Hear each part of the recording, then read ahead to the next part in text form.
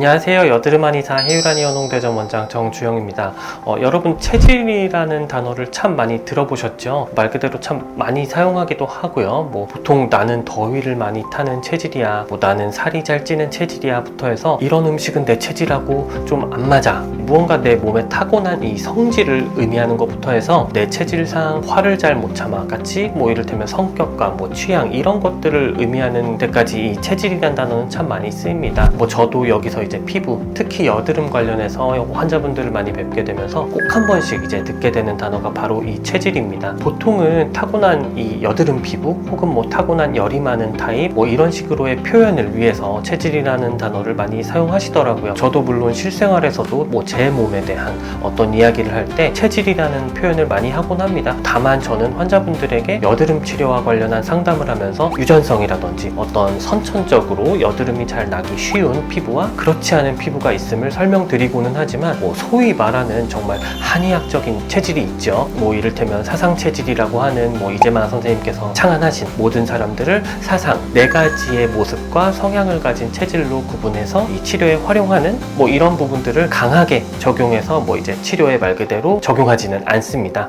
쉽게 말씀드리면 한의학적인 치료에 있어서 각 사람마다의 타고난 신체적인 성향을 파악하는 것은 정말 매우 중요하지만 그 본격적인 어떤 치료에 있어서 사상 체질과 같이 그 체질 자체의 특징을 파악해서 치료에 적용하는 이 사상 체질 의학 이 위주의 치료가 있고요. 이를테면 여드름 혹은 모낭염 신체에 발생한 그 증상 자체에 집중해서 이를 치료하고자 하는 이 말 그대로 증상 위주의 치료 방향이 있다고 보시면 됩니다. 말씀드리면서 이제 드러나듯이 저 같은 경우는 후자이죠. 말 그대로 피부에 발생한 그 증상들에 일단 집중을 해서 이것들이 하게 된 원인을 진단을 통해서 파악해서 치료하는 경우에 해당합니다만, 이번에는 이 여드름이라는 증상과 관련해서 사상 체질이죠. 즉 태양인, 소양인, 태음인 그리고 이 소음인의 4가지 체질에 따라서 잘 발생할 수 있는 여드름의 패턴에 대한 이야기를 해볼까 합니다. 나름대로 정말 재미있을 수 있는 이야기라고 생각하는데요. 여느 치료에 대한 반응이 생각보다 부진할 때 충분히 고려해서 치료를 시도해 볼 수 있는 방법이기도 하고요. 물론 정말 모든 경우에 100% 들어맞듯이 적용할 수 있는 것은 아니겠습니다만 이제 잘 정리를 해서 한번 말씀드려 보도록 하겠습니다.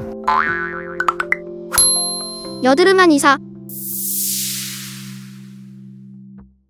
체질의 기준을 어떻게 삼아서 말씀드리느냐에 따라서 다를 것 같기는 합니다. 만약에 이 여드름 그 자체를 체질로서 구분해 보자면 여드름 자체가 더 잘 생기는 체질이 있고 화농성의 어떤 염증이 더 잘 발생하는 체질, 좁쌀 여드름이 더 잘 발생하는 체질, 혹은 선천적으로 이제 열이 많아서 여드름이 잘 발생하는 체질, 혹은 오히려 차가운 기운이 너무 강해 여드름이 발생하는 체질, 이런 식의 어떤 여드름과 체질 간의 연관성은 분명히 존재합니다. 먼저 체질이라는 단어의 어떤 정의부터 정확히 내려볼 필요가 있겠습니다. 체질이란 말 그대로 사람이 태어날 때부터 가지고 있는 몸의 성질이나 신체적인 어떤 외형이나 내면상의 어떤 특징, 말 그대로 한 사람의 타고난 특징 그 자체를 의미하는데, 사실상 모든 사람은 각자의 체질을 가지고 있어서 이 단순히 몇 가지 수치로 모두를 분류한다는 것은 조금은 무리가 있을 수 있겠죠. 다만 발생하는 질환의 종류나 그 발생 원인, 건강 유지에 도움이 되는 음식과 습관, 그리고 병이 발생했을 때 이를테면 효과를 보이는 약제 이런 것들을 가장 효율적으로 구분을 해서 궁극적으로는 건강관리와 치료에 도움이 되고자 편의상 몇 가지 특징을 기준으로 체질을 이제 구별한 것이 체질 이론 그 자체의 어떤 시작점이라고 할 수 있겠습니다. 체질을 구분할 때는 일반적으로 체형이나 외모 등의 어떤 외형적인 부분에 따라서 체질을 구분하는 경우가 많지만, 외형적인 부분은 얼마든지 이를테면 후천적으로 좀 변화할 수 있는 여지가 많고요. 성격도 마찬가지로 어떤 객관적인 지표를 설정하기가 힘들기 때문에 체질을 말 그대로 판별할 때는 정말 모든 특징을 종합적으로 판단해야 합니다. 좀 더 한의학적인 이야기를 좀 해보자면, 우리 몸의 오장육부는 체질에 따라 그 강점과 약점이 다르기 때문에 각자마다 잘 걸리는 병이 다를 뿐더러 같은 병일지라도 이 증상이 다르게 나타나게 된다고 판단을 하는데요. 이거는 사실 여드름에 있어서도 마찬가지입니다. 그러다 보니까 이 한의학적 여드름 치료는 그 치료에 앞서서 환자의 체질과 문제 문제점을 파악하기 위한 예진 단계가 매우 길고요. 저희 이제 원에 오셨을 때도 작성하게 되는 어떤 그 초진 설문들이 굉장히 많을 거예요. 우리가 흔히 얘기하는 환자의 어떤 신체 전반의 컨디션도 그렇지만 여드름이 잘 날 수 있는 어떤 조건들이 있는지, 어떠한 여드름 관련 체질인지를 파악하기 위해서 그렇게 초반에 이것저것 알아보는 과정이 길어지게 되는데요. 병을 치료하게 하는 데에 있어서도 매우 중요하지만 일상에 있어서도 각자의 체질에 맞는 어떤 식사나 운동 등의 생활 습관을 설정해서 몸이 약한 부분을 보완하고요. 병을 예방해서 건강한 생활을 유지하는 데 큰 도움이 될 수 있기 때문에 저는 개인적으로 이 과정을 매우 중요하게 생각합니다.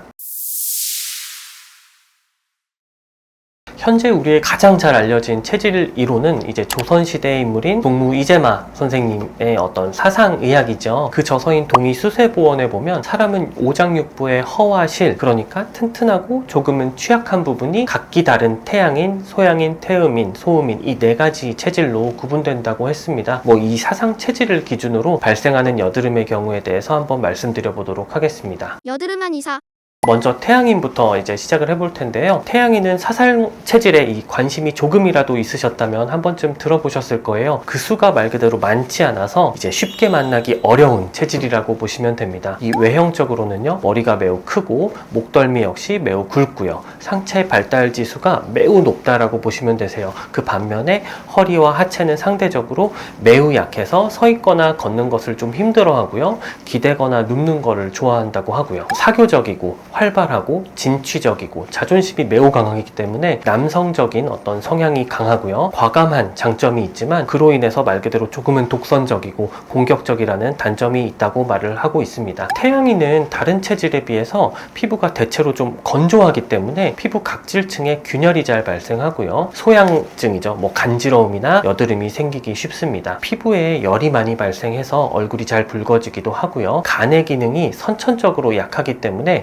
열이죠. 간의 어떤 그 뜨거운 어떤 기운으로 인한 여드름이나 아토피성 피부 질환이 생기기 쉽습니다. 음식과 관련한 이 설명을 간단히만 드리면 소고기나 돼지고기 등의 육류 섭취는 조금 더 줄여주시는 게 태양인에게는 좋다고 하고요. 차가운 성질의 해산물이나 채소류, 차로 치면 보리차 등이 도움이 된다고 보시면 될 것 같습니다. 그 다음 소양인은 이제 상체, 그 중에서도 어깨와 가슴 부위가 이제 발달해서 두껍고요. 엉덩이는 상대적으로 작고요. 하체가 가볍기 때문에 걸음이 빠르고 행동이 매우 민첩하다고 합니다. 우리가 흔히 말하는 조금은 더 비율이 좋고 운동을 잘하는 어떤 그런 타입을 이제 생각하시면 그런 경우가 소양인에 많다고 보시면 될 것 같고요. 판단력이 빠르고 무슨 일이든 잘 추진하지만 어느 정도는 계획이 부족하고 성격이 급한 면이 있어서 중도 포기가 조금은 많은 경향이 있다고 합니다. 이 소양인은 상승하는 기운이 강해서요. 이 얼굴이 마찬가지로 잘 붉어지고 여드름이 잘 생기게 되는데 이 소양인의 여드름은 한번 발생하면 굉장히 빠르게 이제 퍼져나간다라고 보시면 돼요.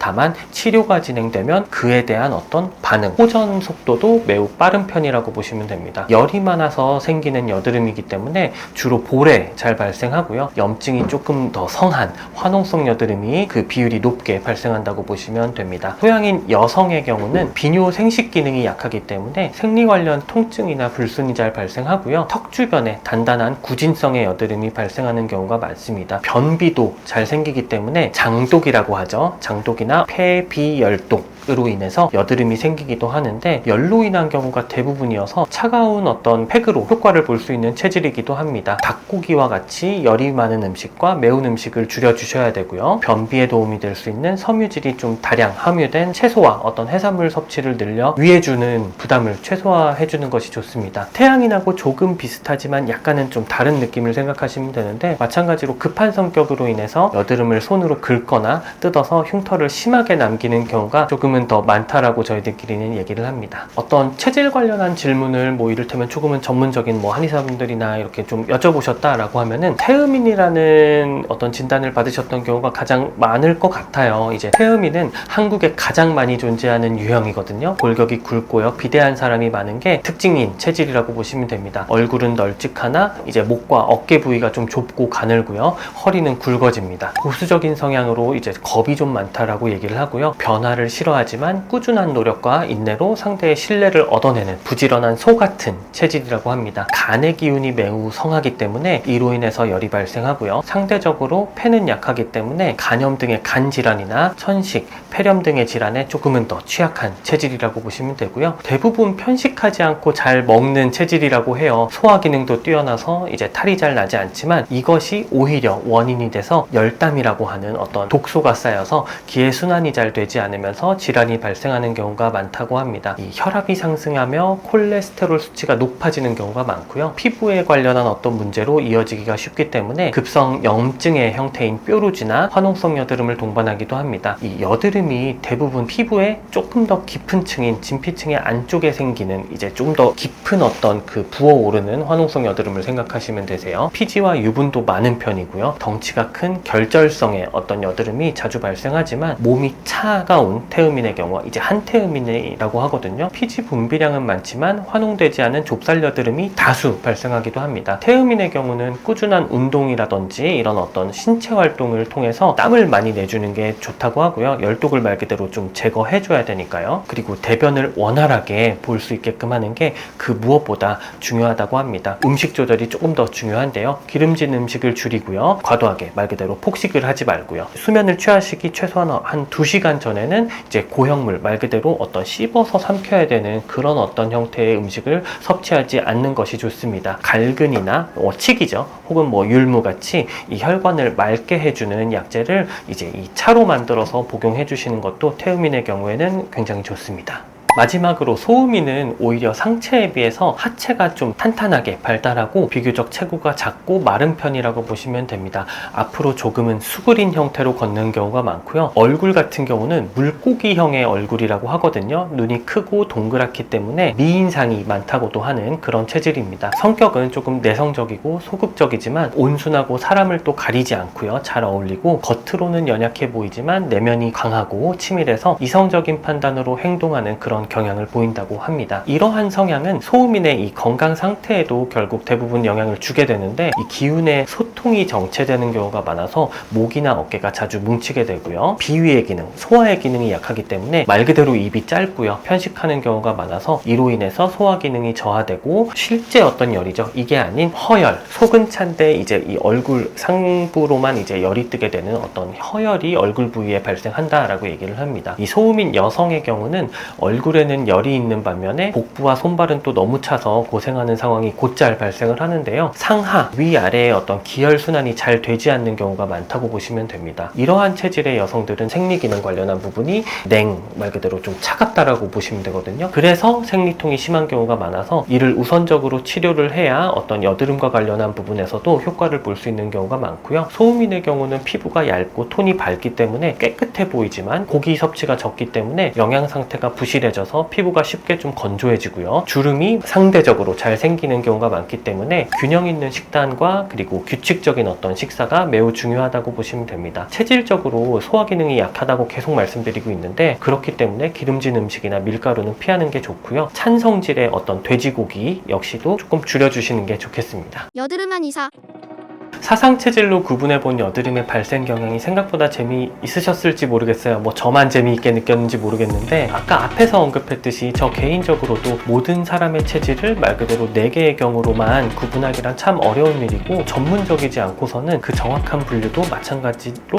너무나 어려운 게 사실입니다. 여드름의 발생 경향이나 치료 방향을 오로지 사상체질 그 자체로만 구분해서 설정하기에는 사람의 몸 자체가 너무나도 다양하고요. 그 반응이나 재생 속도 여러모로 말 그대로 변수가 많기 때문에 항상 여드름이라는 그 증상 자체에 집중해서 1차적으로는 치료를 설정하는 게 저의 어떤 치료 방향이기는 합니다. 다만 이 체질이라는 것에 따라서 신체에서 일련의 성향을 각기 다르게 가지고 있는 건 분명한 사실이고요. 이를 잘 파악해서 치료에 접목해서 더욱 큰 효과를 얻을 수 있는 것도 물론이고 각 체질에 따라서 몸을 양생해서 말 그대로 잘 몸을 가꾸는 거죠. 그래서 여드름을 예방하는 것에도 마찬가지로 도움을 얻을 수 있기 때문에 재미로도 한 번쯤은 여드름 발생 경향을 구분해보고 내 체질은 무엇일까에 대한 또 한편으로는 또 재밌고 유익한 고민을 해보는 것도 정말 의미 있는 일이 될 것 같습니다.